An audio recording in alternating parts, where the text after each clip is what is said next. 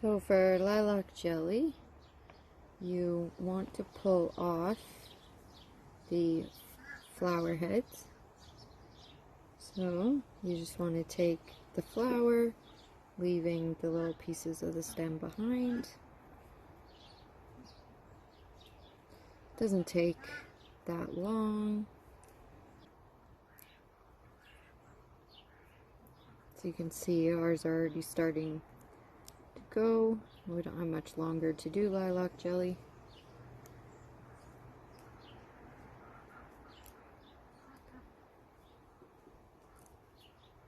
So my recipe's for 4 cups. So I've just, when I hit a cup, I'm just putting it into the jar because at first you're going to make like a lilac tea. So I'm going to get my 4 cups into each jar, and then I would add the boiling water to that. That's the first step.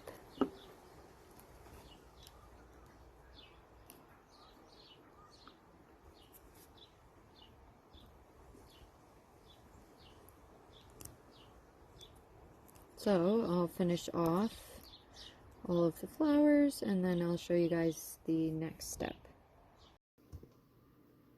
So while lilacs are edible, I guess I should say that you should make sure you're harvesting from an area that hasn't been sprayed with any kind of a chemical. So you probably aren't going to want to forage them from ditches or places like that. But they are an edible flower and they do make a nice jelly. So if it's a purplish lilac, you're probably going to end up with like a yellow or kind of like an amber colored jelly. Some people do add in like blueberries into the mix just to give off a darker color to their jellies. That's how they're getting the purple jellies and stuff like that. So as I showed in the video previous to this, how to get the flowers off of the stems. Once you're done that, you want to put them into a heat resistant container. So I used our large mason jars. So you're going to have your 2 cups of lilac blossoms in the water, or in the jar, sorry, and you're going to boil your water. So for every 2 cups of lilac blossoms, it's 2.5 cups of boiling water that you're going to add to those jars. So for ours, we had done 4 cups of the blossoms, and I did 5 cups boiling water. So you're going to put that into the jar, and then you're going to allow it to steep overnight for 8 hours. So you could do this during the day as well, whenever you have time. Then the following morning, or once your 8 hours are up, you're going to want to get your canning supplies ready. So all of your jars, everything like that. Some people strain off the lilac and then they allow that liquid to sit again in the fridge. We didn't do that. We just went right into making the jelly. So you're going to want to get a large pot and a strainer, and then your water bath canner, because this is one that gets water bathed for 10 minutes. So get all of your canning supplies and everything together, and then strain off your lilacs. And you can kind of like squeeze them out to make sure you're getting all the liquid out. You should end up with about 2.25 cups of the lilac infused water, going with the single recipe of the 2 cups packed lilacs with 2.5 cups boiling water. So we'll just go with that single recipe without doubling it.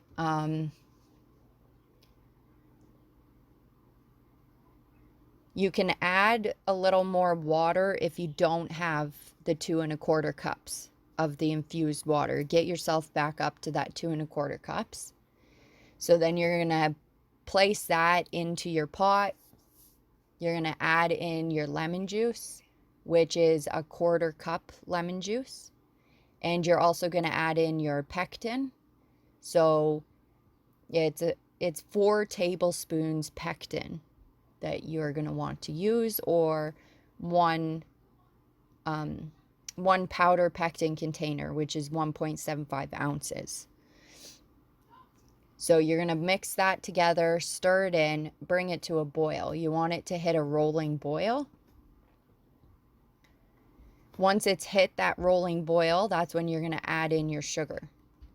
So you need 4 cups of sugar per recipe. So then once you've added in your sugar, you're going to bring it back to a boil, stirring it occasionally. You don't have to constantly stir like some jams.